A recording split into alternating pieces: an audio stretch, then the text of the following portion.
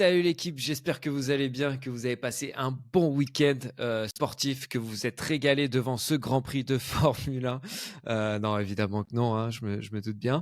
Mais voilà, vous avez quand même passé un bon week-end malgré l'ennui de ce Grand Prix. Il y a eu plein d'autres choses dont on peut parler, dont on va parler, même avec Coco, qui rapporte toujours ces fameuses couleurs, les couleurs de la Mayenne, les couleurs de Laval.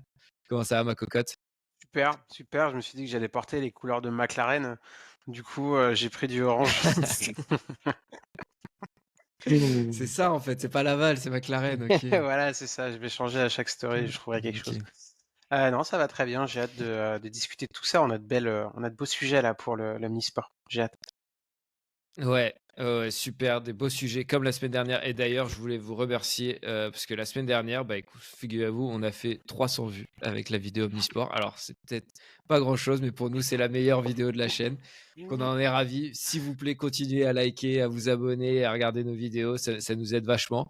Mais voilà, je voulais juste vous dire un petit merci là-dessus. On s'y attendait pas forcément et c'est vrai qu'elle a mieux marché que les autres, donc voilà, une super nouvelle. Mais pour revenir à cette vidéo avec le sommaire, on va évidemment revenir sur la superbe victoire de Hugo Humbert à la tapée 500 de Dubaï, sur les belles perfs de Wemby en NBA cette semaine, encore avec encore une victoire hier et une encore plus marquante la semaine dernière. Et évidemment, on reviendra rapidement parce qu'il n'y a pas non plus grand chose à dire sur ce premier Grand Prix de la saison en Formule 1 et la domination de Red Bull. Et évidemment, on terminera comme d'habitude avec notre Tour de France des perfs tricolores un peu partout dans le monde.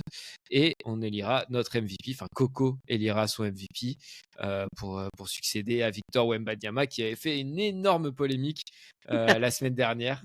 Donc voilà, on Surtout va en voir s'il a interne. un choix un peu plus sensé cette semaine. Alors, on envoie le Allez, générique. on va envoyer le jingle, tu veux l'envoyer? Allez, à tout de suite.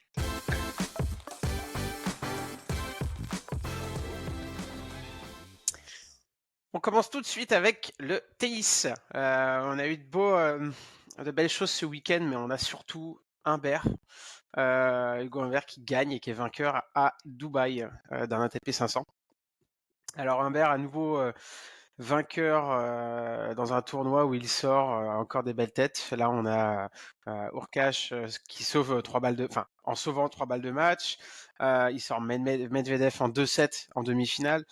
Et puis les vainqueurs de Bublik en finale en 2 petits sets sans être inquiétés, mais avec une petite fin de match un peu tendue.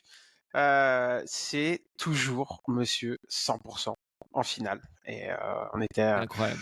6 sur 6, il va passer 14e mondial, donc rentre dans le top 15. Il consolide sa première place, enfin son statut de numéro 1 français plutôt, ça va être plus simple, avec Manarino qui est juste derrière. Hein. Mais, euh, mais ouais, une très bonne dynamique pour Hugo Humbert. 2 titres en 3 semaines après Marseille. Qu'est-ce qui se passe là avec lui? Bah écoute, c'est vrai, hein, depuis la fin 2023, grosse prise de confiance, on dirait. Il avait, voilà, il avait gagné, je crois que c'est Ames qui gagne en fin 2023 en 250. Il a eu une grosse période pendant un an ou deux, là, depuis 2021, où il a eu beaucoup de mal. Il a eu un Covid long, il a enchaîné les blessures. Puis il avait un peu ce fardeau d'être le porte-drapeau du tennis français, hein.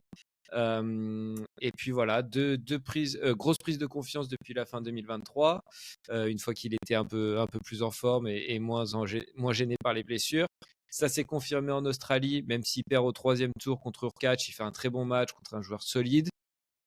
Et puis là, 2 titres coup sur coup, il arrive maintenant à inquiéter les tout meilleurs joueurs du monde, hein. On l'a vu, il a battu Medvedev, il sort Hurkacz. Je me demande s'il n'avait pas déjà battu Hurkacz aussi à Marseille. Si, il prend sa revanche, en tout cas sur sa C'est ça, défaite hein. de l'Open Ouais. d'Australie. Ouais, il l'a eu mauvaise, on va dire. Ouais, donc voilà, il est beaucoup plus régulier qu'avant, il a plus confiance comme je l'ai dit et ça se ressent dans son jeu en fait, cette confiance en lui. Il est plus offensif. Je trouvais qu'avant il était un peu derrière sa ligne alors qu'il a une très bonne frappe de balle Ouais. et à prendre la balle tôt. Il est plus offensif, il fait plus mal avec son revers qui avant était souvent il venait, il faisait des petits slices en revers pour assurer tout ça. Maintenant je trouve qu'il fait beaucoup moins de fautes, qu'il s'engage beaucoup plus. Son service fait de gaucher, je trouve qu'il s'en sert beaucoup mieux. Donc voilà, il y a plein de petites choses je pense, moi, sont partis d'une grosse prise de confiance.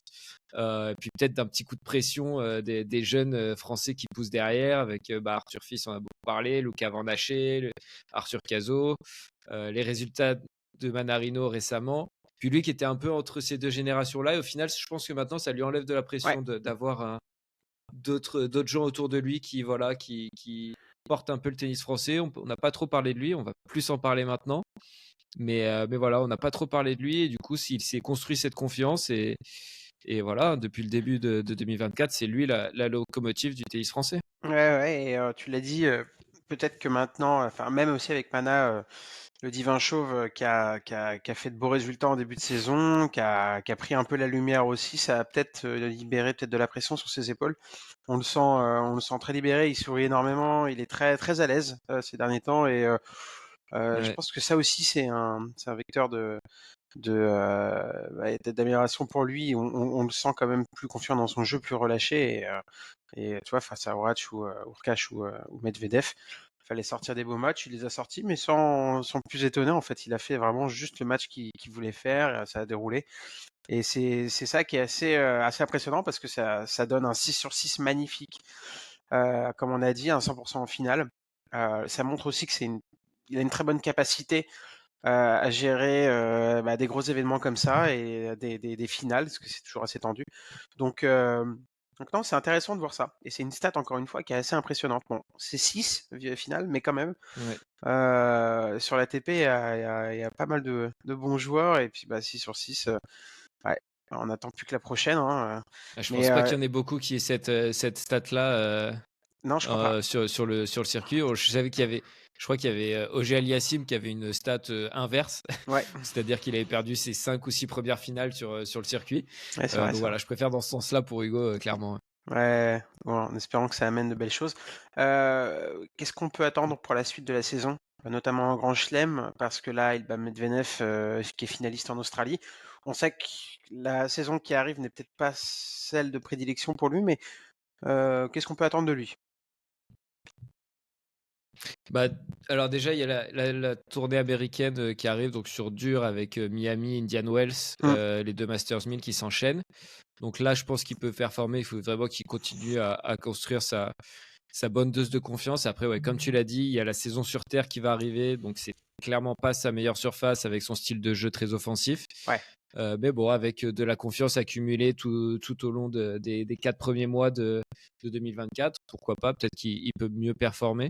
Mais moi, là où je l'attends vraiment, c'est sur saison sur gazon, parce qu'avec son service de gaucher, son style de jeu quand même très à plat, voilà, prendre la balle tôt, je pense que ça peut vraiment bien lui convenir. Et puis après, ça va se renchaîner sur saison sur dur, la deuxième partie de la saison, avec beaucoup de Master 1000 en Amérique du Nord, et l'US Open en fin de saison. mmh, Je pense que ça va être compliqué d'aller chercher un de ces titres, que ce soit en Masters 1000 ou en Grand Chelem, évidemment, parce que on sait que voilà, ouais, certains joueurs sont intraitables dans ces tournois-là.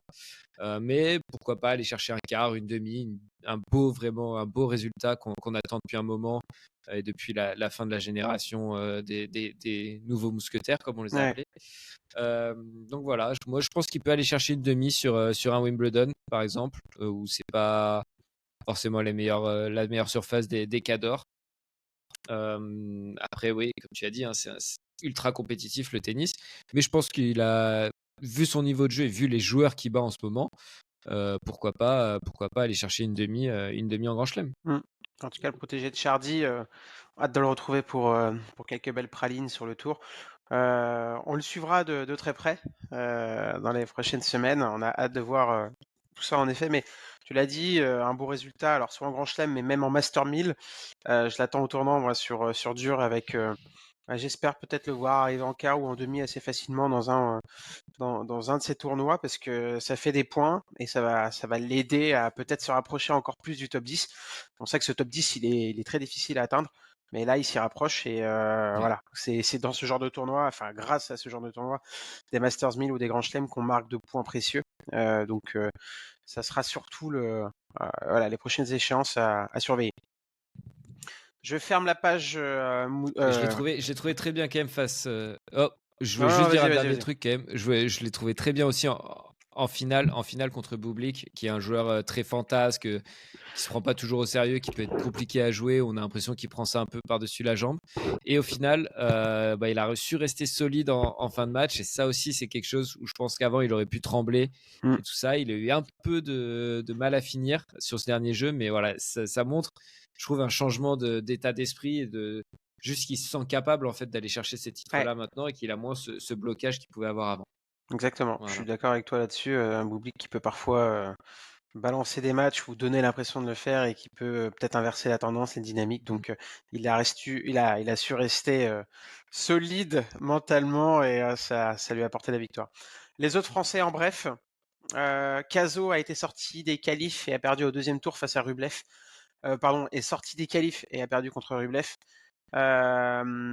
Au deuxième tour, qui a lui-même d'ailleurs pété un Mm. plomb, Rublev, en demi, justement, face à Bublik. J'ai un peu de mal à pas rire parce que c'est quand même Ouais. indécent ce qu'il a fait. Enfin bref, Ouais. on n'a pas, je peux trop en reparler. Il n'a pas été très sympa avec un juge de ligne, on va dire, même si ça arrive à tout le monde de faire des erreurs. Euh, il n'avait pas, je pense, à réagir comme ça. Mais bref, bonne semaine en tout cas pour la révélation Non, de l'Open non, mais très bonne. d'Australie Ouais. et qui bat Musetti notamment, qui est un top 30. Donc un bon résultat pour lui, à confirmer. On a hâte de le revoir sur le circuit, peut-être pour d'autres victoires et puis bah continuer dans son ascension. Ensuite, on a Moutet qui a fait une demi-finale au Chili à Santiago après un quart de finale électrique face à Jarry, le local, sur le center court qui porte le nom de son grand-père justement à Jarry. On était dans un match. Ah ouais, ça je savais Ouais, pas. ouais, ouais, C'est exactement. fou ça. Si, ouais. Donc c'est pour ça, il y avait une vraie, il y avait un vrai truc, un vrai enjeu, et ça s'est fini dans une partie assez dingue avec beaucoup de tension, des services à la Ouais. cuillère, et une Bah, victoire pour le Français face à un public qui était totalement acquis à la cause du Chilien et qui lui a fait passer le message, on va dire. bah, en fait, je pense que quand tu mets, donc pour ceux qui connaissent pas Corentin Moutet, c'est quand même un joueur français qui a un comportement et une attitude sur le terrain qui peut être parfois très limite, hein, on l'admet, on est chauvin, mais on peut Un l'admettre Corentin, hein. aussi quand on a des joueurs un peu fous. Donc ouais, c'est un Corentin, tout taré. Et donc voilà, il peut souvent aller chercher le public, il se chauffe un peu. Et quand tu mets un clash public sud-américain, chilien face à Corentin Moutet, enfin c'était écrit que ça allait exploser Mm. et ça a pas raté. Mais voilà, il a gagné. Premier point du match, il fait service gagnant à la cuillère, donc ça c'est juste exceptionnel. Et, et derrière, bon derrière, il perd. Les Chiliens ont pris leur revanche parce qu'ils perdent en demi-finale sur Tabilo, qui est un autre Chilien. Ouais. Donc voilà. Mais un Mais super match conclu au troisième set, 7-5, il me semble. Donc voilà, il s'est quand même bien battu. On retiendra quand même ce petit accrochage en quart de finale, et c'était assez drôle à voir. On a hâte peut-être de retrouver le match retour entre les deux, pourquoi pas à Roland-Garros, pour voir si les ouais, Français auront le même traitement envers Jarry. On enchaîne ensuite avec Fils, petit coup de mou, hein, pour Arthur Fils qui, mm, on va dire, sur la tournée sud-américaine, n'a pas fait grand-chose. Défaite la semaine dernière face au 500e ouais, même mondial. depuis début le 24, hein. Ouais, en soi, il fait pas vraiment un bon début d'année. C'est très poussif. Et là, il est défait en quart de finale face au 110e mondial. Donc voilà, des résultats un peu en Mm. berne ces derniers temps. On l'attend un peu au tournant parce qu'on avait. Moi, j'avais hâte en tout cas de le voir cette saison, voir ce qu'il allait pouvoir donner après une fin 2023 plutôt sympa. C'est plus poussif. On attend de voir ce que ça va pouvoir. Enfin, peut-être que la saison de terre battue va leur donner un petit peu de confiance, va leur lancer une nouvelle dynamique. On va voir, mais c'est pas le Arthur-Fils qu'on attendait en tout cas jusqu'ici. Non. Et on finit, avant de passer à la Formule 1, sur Gilles Simon, notre Gilou, le Gilou international qui devient entraîneur de Medvedev. Alors c'est surprenant, mais il vient compléter l'équipe de Danil Medvedev. Il était notamment tout seul, je crois, cette semaine, enfin en tout cas ces dernières semaines, parce que l'entraîneur j'ai oublié son nom, de Medvedev, le français. Gilles Servara. Oui, était absent Gilles ces derniers Servara. temps. Donc, Mais donc Simon voilà. était là, hein, je l'ai vu dans son match contre Humbert justement. Simon était dans le box de Medvedev, ouais. Et Simon était là, ouais. Donc voilà. Et On a déjà deux dès cette semaine. caractères Ouais, assez, ouais. assez différents. Enfin, en même temps, tout le monde est Bien différent de trempé. Medvedev, hein. Mais on a hâte de voir en tout cas cette collaboration, ce qu'elle va donner. Et puis l'opportunité, je pense, pour Medvedev d'aller chercher pas mal de choses avec l'expérience de Simon sur le tour. Et puis aussi par ses skills, c'était un randonneur aguerri, donc Medvedev l'est déjà, mais peut-être il y a encore quelques petites choses à aller chercher, peut-être sur des surfaces où Medvedev est moins à l'aise. Donc on a hâte de voir un peu la collaboration jusqu'où elle va mener Medvedev. Et puis pour Simon, c'est un nouveau challenge excitant post-carrière. Tennis. Ouais, bah, je m'attendais à ce que Simon devienne entraîneur, hein, vu que la science du jeu qu'il a, etc., etc. Hmm. Je le voyais. Après, je trouve que, comme tu as dit, deux caractères bien trempés. Je sais que Gilles Servara, des fois, disait bon, moi, je dis rien quand Daniel me gueule dessus pendant un match. Je vois mal Gilles Simon se prendre les mêmes soufflantes que Gilles Servara par Daniil Medvedev. Donc, à voir si ça part pas au petit clash un jour. Mais ouais, très, très excité de voir où ça mène les deux, cette nouvelle J'ai collaboration. entendu que il s'était mis d'accord pour que quand Medvedev pète des watts, ils disent juste Gilles. Et comme ça, c'est l'un ou l'autre, on sait pas trop, hein. Et il n'y a Ah, pas de ok, ça marche. petit scoop. Allez, Ouais, c'est sur cette dans belle les petits phrase, on conclut le tennis. On passe tout de suite à la Formule 1. Je te laisse envoyer le jingle.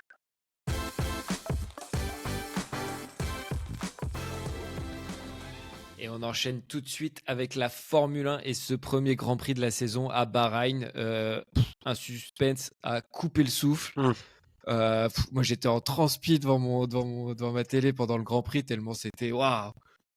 Ça a duré au moins un demi-tour. Après le Hmm. départ, j'étais là, bon, bah voilà.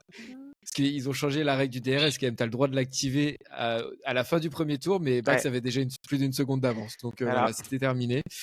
Euh, Donc même pas le temps d'activer le DRS pour les Ferrari. Petit point sur le classement. Donc Max qui remporte ce Grand Prix devant Sergio Perez. Les deux Ferrari. Petite déception pour Charles Leclerc en course qui avait fait une très bonne qualif. Et qui au final ne termine que quatrième, qui avait beaucoup de mal à contrôler sa monoplace. Alpine très décevant, hein, qui était parti tout au fond en dernière ligne et qui termine, il me semble, 16 et 17 ou 17 et 18. Enfin bref, très très loin des points. Voilà, qu'est-ce que tu as pensé de ce premier Grand Prix de la saison? Est-ce que tu n'as pas peur qu'on parte sur une très longue saison avec une domination outrageante de Red Bull et pas trop de suspense comme les deux dernières un peu? Écoute, quand tu vois la course, ça fait un peu chier quand même, hein, excusez-moi du vocabulaire, mais ils ont déjà trop d'avance, alors qu'ils repartent sur un nouveau concept. Enfin, pas nouveau concept, mais ils changent quand même drastiquement la caisse. Et donc on pouvait s'attendre quand même à quelques grands prix de réglage. Là, franchement, ils ont déjà un monde d'écart. Alors après, c'est Verstappen, encore une fois, qui a un monde d'écart, hein, parce que derrière, finalement, c'est pas très loin. Ils sont un peu tous regroupés, mais Verstappen, clairement, est dans une zone de confort avec sa voiture. C'est beau à voir, mais à la fois, ça tue déjà le suspense parce que on se demande si là, ils ont besoin de travailler sur la voiture d'ici la mi-saison. Quand tu vois l'écart qu'il y a, c'est assez dingue. Après, euh, moi, je suis surtout déçu de voir Leclerc qui a beaucoup de mal à tenir l'avant de sa voiture. Il est parti 6-7 fois à la corde en bloquant ses roues. Enfin, tu peux pas commencer la saison avec des petites erreurs comme ça parce que Sainz derrière a envoyé la poudre. Il était super rapide. Faut pas oublier qu'à la fin du premier relais, il est qu'à 2 dixièmes de Verstappen sous les mêmes gommes. Et bah, du coup, ça veut dire que la Ferrari, elle est capable en rythme de course de tenir un bon rythme. Et Leclerc à côté n'a pas Et suivi, puis donc c'est un Sainz qui n'aura pas de volant l'an prochain a peut-être envie de se montrer dès ouais, les premiers clairement, Grands Prix de peut-être cette pour saison. Mercedes, peut-être pour valider le Challenge Audi pour 2026. Mais ouais, en tout cas, qui a fait une belle course, malgré la situation dans laquelle on l'a mis. Euh, Moi, je l'ai trouvé très vaillant. Cela dit, je pense que l'issue de la saison, enfin, en tout cas, l'issue du championnat sera assez claire. Mais j'ai hâte de voir quelques évolutions de McLaren et Ferrari, et pourquoi pas Mercedes aussi, mais qui ont eu des problèmes de moteur. Donc à voir la semaine prochaine leur rythme de course, parce qu'ils avaient quand même un gros déficit moteur avec Williams pendant la majorité du Grand Prix. Donc à voir. Mais voilà, un petit peu déçu de ce début. On est plus préoccupé en ce moment Déçu pour de la. Alpine aussi, j'imagine. Bah ouais, j'allais dire pour Alpine, parce que ils ont une voiture qui est clairement à la ramasse, qui a un design totalement à côté de la plaque, je pense. Hein. Je me mouille peut-être un peu, mais c'est pas pour rien que le directeur technique et celui de l'aérodynamisme ont démissionné il y a 10 jours avant même les essais de pré-saison. Je pense que clairement le concept n'a pas été fait, enfin en tout cas n'est pas du tout aux attentes du team principal, et je pense des objectifs qui s'étaient donnés. Donc voilà, une grosse déception. Apparemment, ils auraient peut-être 10 kilos de trop. Bon, à voir si c'est que ça le problème, mais je pense qu'il y a vraiment un gros, Ouais, gros, gros ça, problème c'est. sur l'équipe, je pense. Et on le voit de toute manière, c'est le bordel depuis 6 mois. Ça va être une saison très très longue pour Alpine. Et pour Horner aussi. Hein, je fais une petite transition sur Horner, mais Margot Lafitte disait volonté de nuire à Christian Horner assez clair, et on le voit. Il y a eu un processus au sein de l'écurie. Il a été blanchi, et on sent quand même que le paddock a très Le envie de voir paddock. Horner passer à la trappe, on va dire. Ils ont envie de foutre le bordel chez Red Bull. C'est peut-être aujourd'hui la seule façon qu'ils ont de. Ça envoie des accusations fortes dans le Potosport Club. Ah, écoute, Suzy Wolf travaillait à la FIA. Il n'y a pas eu autant de bordel quand ils ont émis quelques petits soucis enfin, quand ils ont en tout cas essayé de faire des problèmes sur ce sujet-là. Je trouve que le traitement qu'a eu Christian Horner est un peu dégueulasse, parce que jusqu'à preuve du contraire, il a été blanchi, et on sent que le monde s'acharne sur lui. Bah, Enfin, le monde de la ce qu'il y a, c'est Formule 1 qu'il y a s'acharne sur lui, quoi. d'autres captures d'écran de ces conversations ont été envoyées à l'ensemble du paddock apparemment. Après, voilà, il faut vérifier un peu comment on dit, la véracité de ces derniers éléments. Mm. Mais ouais, clairement, après que l'affaire ait été close en interne, voilà, c'est de nouveaux éléments qui ont été envoyés encore une fois à l'ensemble du paddock. Donc c'est vrai qu'on sent ouais, quelqu'un qui en a après Christian Horner. Ouais, et Jos Verstappen qui a fait une petite sortie Mm. contre lui aussi après les Grands Prix. Aussi. Donc voilà, ça va être mouvementé dans les prochaines semaines. On suivra ça de près. C'est peut-être aujourd'hui ce qui est de plus intéressant à suivre sur la Formule 1, malheureusement. Mais voilà, Grand Prix ce week-end. On en reparle lundi prochain. Peut-être que je mentionnerai quelque chose rapidement. Mais tout de suite, on passe à la NBA et on close ce chapitre de Formule 1.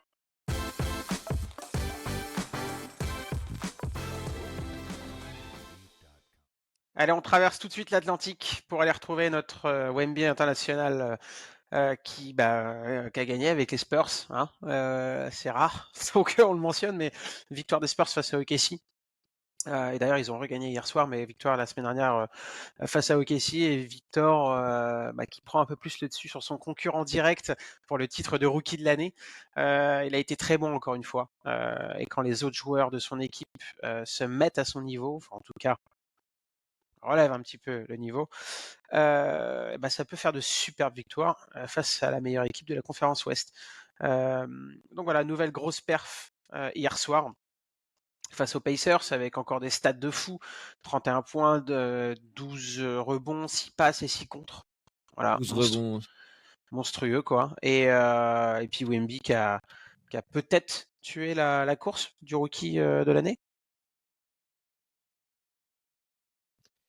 Alors, moi je pense qu'il a pris en effet une grosse avance, une avance assez significative sur Chet Holmgren dans ce match,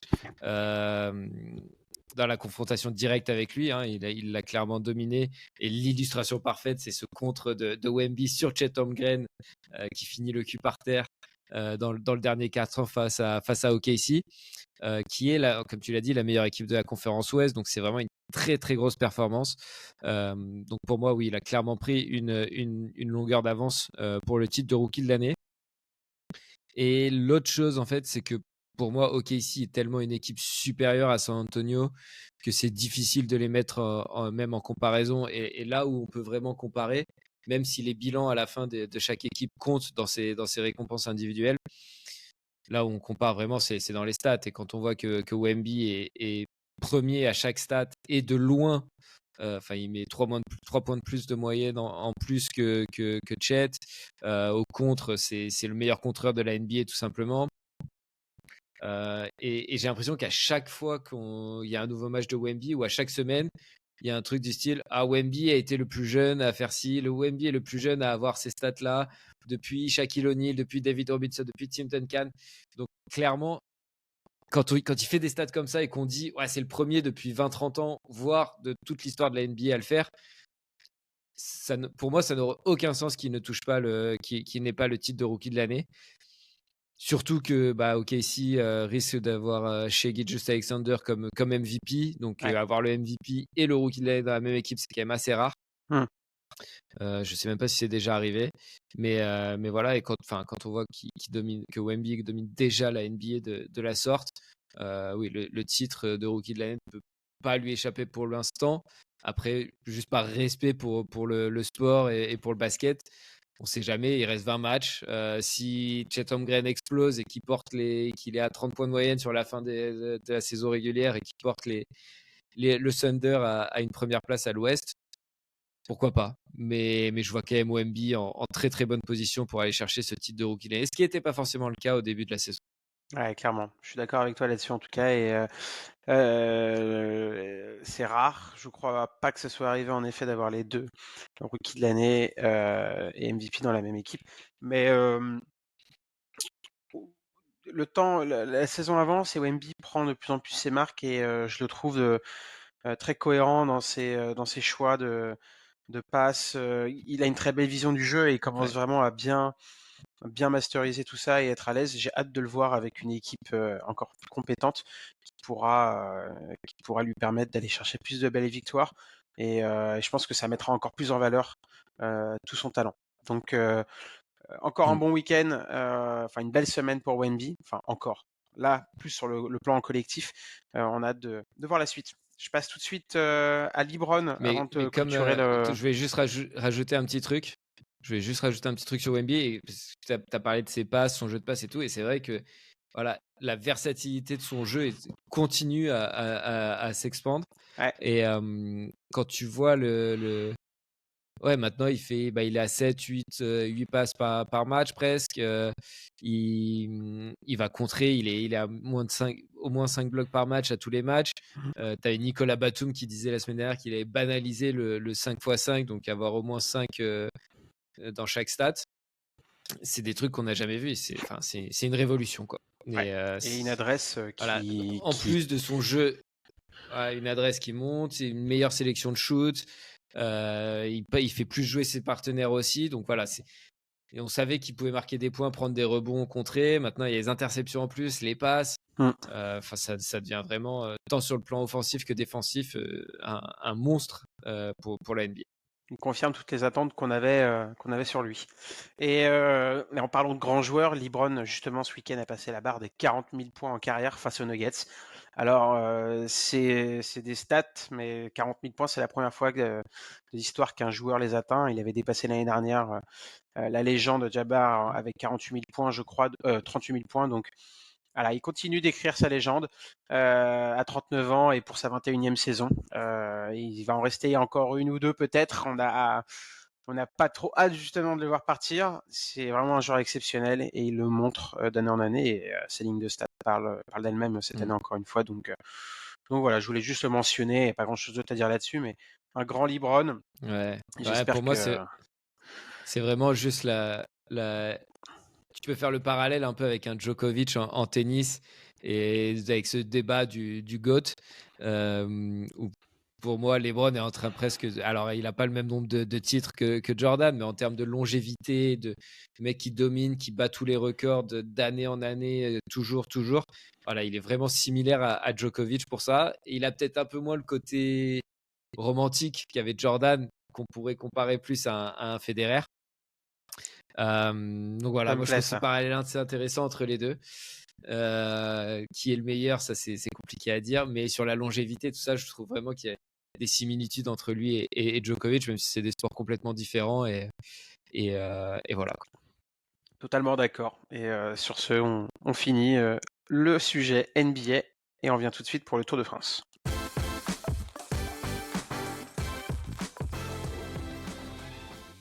Et pour conclure, comme d'habitude, on va finir avec le Tour de France, donc les meilleurs ou les performances des tricolores à noter à travers le monde. Et on va commencer par un petit joueur de rugby. Je sais pas si ça dit quelque chose. Dupont, Antoine. Ah oui, Voilà. Bon, après, il joue au rugby à 7, hein, donc c'est pas tu vois, c'est pas le vrai rugby à 15. Non, mais voilà. Antoine Dupont, donc évidemment, qui continue à s'éclater avec l'équipe de France de rugby à 7. Donc dans les Seven Series, le circuit mondial de rugby à 7. Ils avaient un autre tournoi, toujours aux États-Unis, après le tournoi de Vancouver la semaine dernière. J'ai un petit trou. Tu te souviens où c'était ce week-end? J'ai un petit trou là. Tout d'un coup. ce week-end c'était à Vancouver, non? Bon. Non, je crois que c'était la semaine dernière à Vancouver. Bref, c'est pas grave. L'équipe de France, vainqueur de la Grande-Bretagne en finale. Première victoire sur ce circuit mondial depuis 2005. Donc, c'est dire l'impact que peut avoir un Antoine Dupont sur cette équipe. Voilà, il a marqué en demi, très très bon pendant tout le tournoi. Voilà, je sais pas si tu as quelque chose à rajouter sur cette belle victoire du 7 français. Non, pas plus. C'était à Los Angeles, pardon. J'ai inversé les deux. Vancouver la semaine dernière et Los Angeles cette semaine. Non, c'est sympa de voir que déjà lui continue à faire de belles choses. Il prend du plaisir. Il dit aussi qu'il continue à progresser et à mieux apprivoiser le jeu. C'est cool de voir qu'ils sont capables de gagner un petit tournoi avant les JO. C'est de bon augure et ça va, je pense, comme on a dit la semaine dernière, contribuer et continuer à contribuer positivement pour le sport et peut-être pour sa visibilité. Je me dis que j'aurais peut-être pu prendre du rugby à 7 pour les JO. Ça aurait été sympa de le voir sur le terrain, peut-être faire de grandes choses. Non, mais en tout cas, c'est top. C'est super bien pour le sport français et pour le rugby à 7. On voit quand même qu'il y a certains profils de rugby à 15 qui peuvent très bien s'adapter. Donc c'est aussi une bonne chose de voir la similitude entre les deux. Bah après, je pense que quand tu fais partie des meilleurs joueurs de rugby à 15 au monde, un sport où il y a autant d'espace que le rugby à 7, comme ça, tu dois quand même Tu vas te régaler. t'amuser, quoi. Ouais, clairement. Ouais. On zappe le rugby à 7 et on passe tout de suite au golf. Alors là, le golf français, je sais pas ce qui se passe en ce moment, mais moi je me régale, hein. Ouais. Aussi bien chez les hommes que chez les femmes. Alors on va commencer par les hommes avec Mathieu Pavon et Victor Pérez qui ont fait des superbes performances ce week-end en Floride pour le Cognizant Classic, donc un tournoi du PGA Tour. Encore une fois, le circuit américain, le top du golf mondial. Donc les Français étaient tous les deux aux alentours de la 20e place avant que le jeu ne soit interrompu en Floride au milieu du 4e tour. Donc voilà, ils étaient aux alentours de la 20e place. Ils ont même tous les deux été dans le top 10 au milieu du 3e tour. Et ça, on a parlé avec Coco, mais on voyait le leaderboard, donc le classement. Et de voir 2 drapeaux tricolores dans le top 10 sur un tournoi comme ça, c'est tout simplement du jamais vu. Non. Donc voilà, c'est magnifique. Mathieu Pavon qui est toujours numéro 1 à la FedEx Cup, qui devrait, normalement, il n'y a pas trop de monde devant lui sur ce tournoi qui peut l'inquiéter. Il devrait conserver sa place de numéro 1 mondial, de numéro 1 à la FedEx Cup. Et Victor Pérez qui voilà, après des semaines compliquées, revient bien sur ce tournoi. Exactement. Donc Pavon qui est 16e à moins 10 et il lui reste 3 trous à jouer aujourd'hui. Et Victor Pérez de l'autre côté qui était sur le point d'entamer son retour avant l'interruption, qui est à moins 9 à la 28e place. Voilà. Ouais, magnifique. Et côté féminin également, on a Céline Boutier qui termine 2e du championnat du monde féminin à un coup de l'Australienne Anna Green. Voilà, si elle l'emportait, elle passait numéro 1 mondial, ce qui n'est jamais arrivé dans l'histoire du golf français. Donc on est passé vraiment à ça. Mais ça va arriver. Elle a déjà eu une opportunité en fin d'année dernière, à la fin de l'été, je crois, de passer numéro 1 mondial après qu'elle ait gagné l'Evian Championship. Ça va le faire. Donc on y croit pour Céline, elle va y arriver. Elle va arriver au jeu, tu sais quoi, je l'annonce. Aujourd'hui, elle va arriver au jeu numéro 1 mondial. Ouais, bah, j'espère Voilà. parce qu'elle le mérite. Ça c'est fait. Et je sais pas, je connais pas son calendrier jusqu'à la fin de saison, mais il faut que ça arrive. avec Pavon et Pérez, je pense que la Ouais. dynamique est positive et elle va avoir envie de shiner un petit peu. Donc, hâte de voir ses Ouais. prochains résultats pour peut-être aller chercher la Et première place mondiale.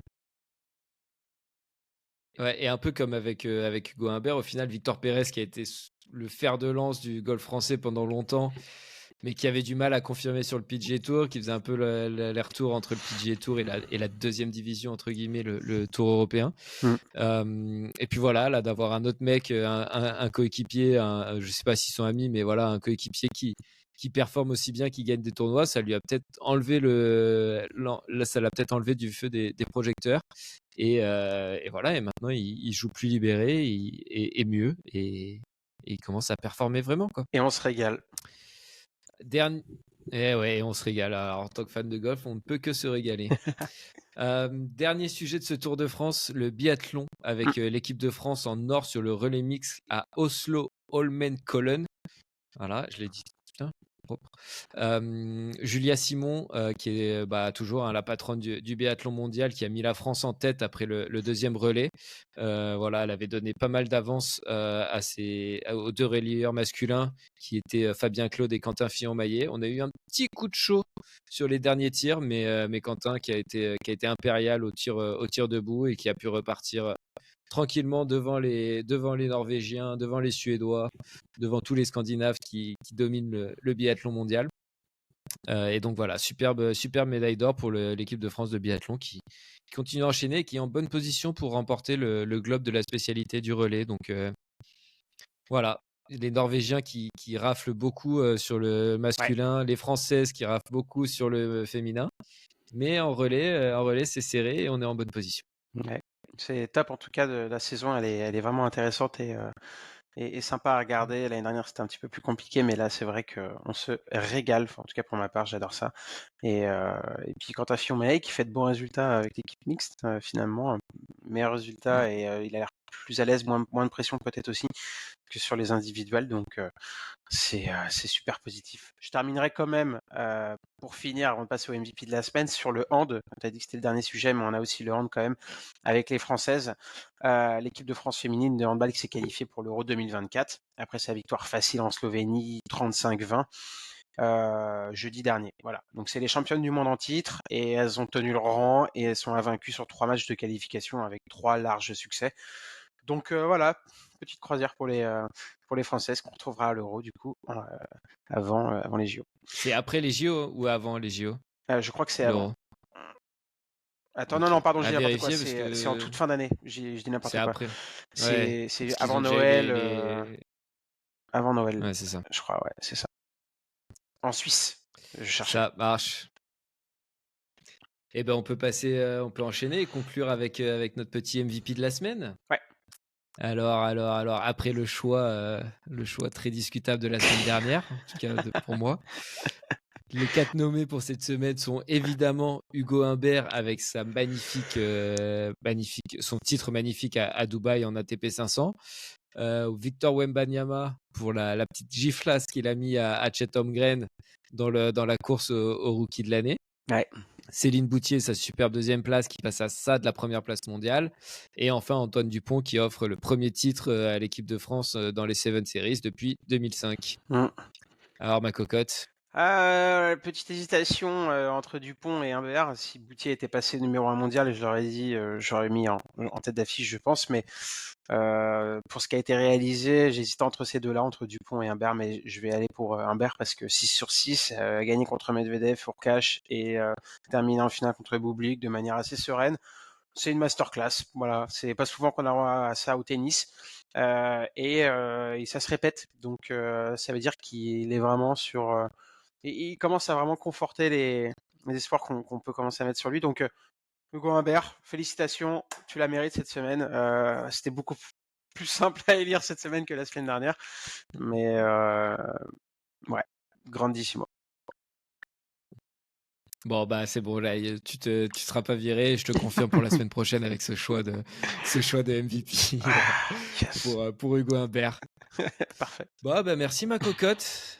Merci ma cocotte. Je pense on va se dire au revoir. Mm.